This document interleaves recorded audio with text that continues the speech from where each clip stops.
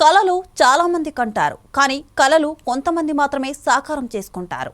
అటువంటి కోవకు చెందినవాడే విశాఖవాసి పర్వతారోహకుడు అన్వేష్ వర్మ.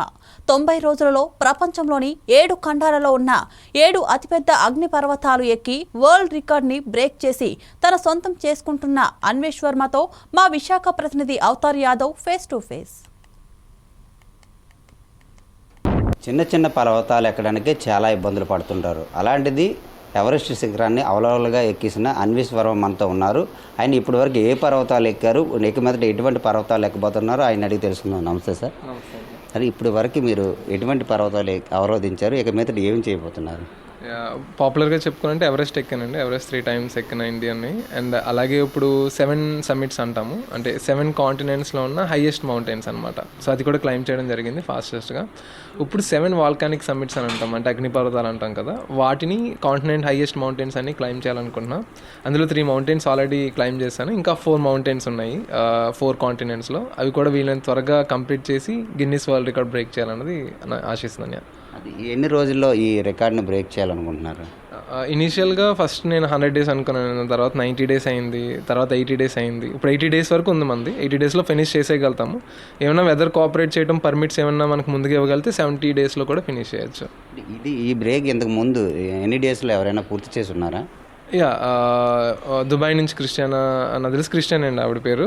183 daysలో ఫినిష్ చేశారు ఆవిడ ఈ 7 volcanic summits అన్నది. సో దాన్ని హాఫ్ పెట్టుకున్న టార్గెట్ 90 days. ఇప్పుడు 80 daysలో బ్రేక్ అయ్యే అవకాశాలు ఉన్నాయి. మీరు ఎంత త్వరగా బ్రేక్ అవ్వడానికి కారణాలు ఏంటంటే? కారణాలు ఏంటంటే ఇది మామూలుగా ఆవిడ చేసినవన్నీ ఆన్ సీజన్లో చేశారు. నేను ఆఫ్ సీజన్లో 3 mountains చేశాను అనమాట. ఇప్పుడు నేను రీసెంట్గా ఫినిష్ చేసిన 3 mountains ఆఫ్ సీజన్లో చేసినవి. సో అవి ఫాస్టెస్ట్గా చేయడం వల్ల మనకి 80 daysలో చేసే ఆస్కారం ఉందన్నమాట. ఆఫ్ సీజన్లో చేయడం వల్ల అంటే ఎందువల్ల ఆఫ్ సీజన్లో అంత బేగా ఫినిష్ అవుతుంది?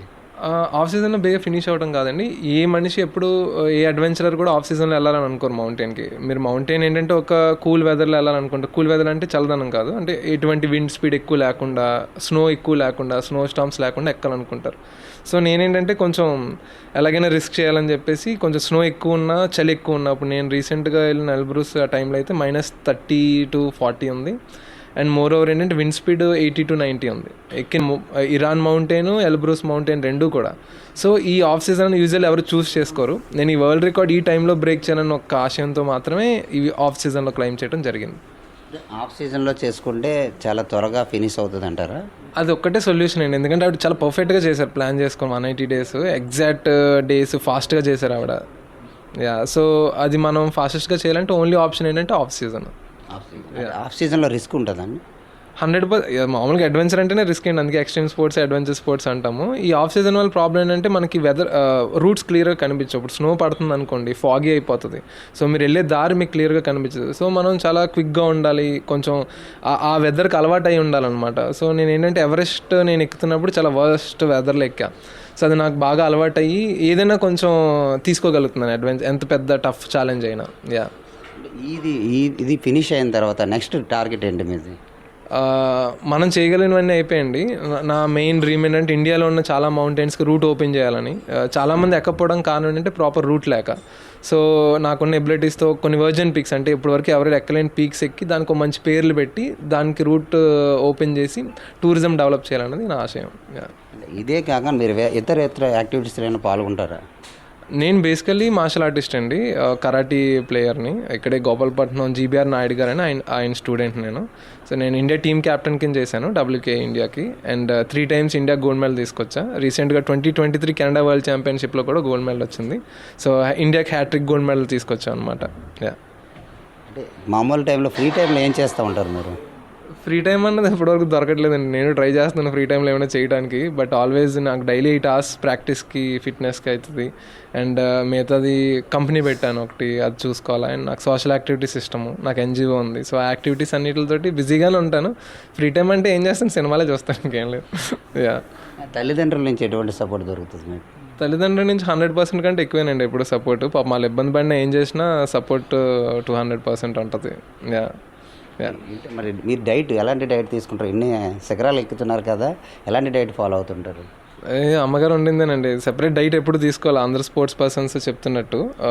నార్మల్ రెగ్యులర్గా ఇంట్లో ఉండేది తింటాను. అసలు మామూలుగా అయితే 3 పూటలు అన్నం తినేవాడిని. మార్నింగ్ పెరుగన్నం, 2 పూటలు మామూలుగా తినేవాడిని. ఇప్పుడు మార్నింగ్ పెరుగన్నం మానేసా, కొంచెం ఇబ్బంది, ఎక్కువ వర్కౌట్స్ చేసినప్పుడు ఇబ్బందిగా ఉంటుందని. మామూలు regular food, proper diet, special diet అంటే ఏం లేదు. మీరు ట్రెక్కింగ్కి వెళ్ళేటప్పుడు ఎటువంటి ఫుడ్ క్యారీ చేస్తుంటారు మరి? మేము క్యారీ చేసేది ఇన్స్టెంట్ ఫుడ్ ఏనండి, ఎందుకంటే అక్కడ కుకింగ్కి కట్టడానికి మనకు అన్ని ఫెసిలిటీస్ ఉండవు. సో అందుకనే మేము ఏం చేస్తామంటే 2 minutesలో బాయిల్ అయిపోయే ఫుడ్స్ లాంటివే మనం మ్యాక్సిమం ప్లాన్ చేస్తాం అనమాట. Thank you sir. Thank you అండి. ఇది మన విశాఖవాసి అన్వేష్ వర్మ చెప్తున్న పరిస్థితి. ఎవరైనా సరే ఇటువంటి గోల్స్ ఏమైనా ఉన్నా నా వద్దకు వచ్చి సంప్రదించవచ్చని కూడా ఆయన చెప్తా ఉన్న పరిస్థితి కనబడుతుంది. కెమెరామెన్ సంతోష్తో అవతార్ 4 Sides టీవీ విశాఖ నుంచి.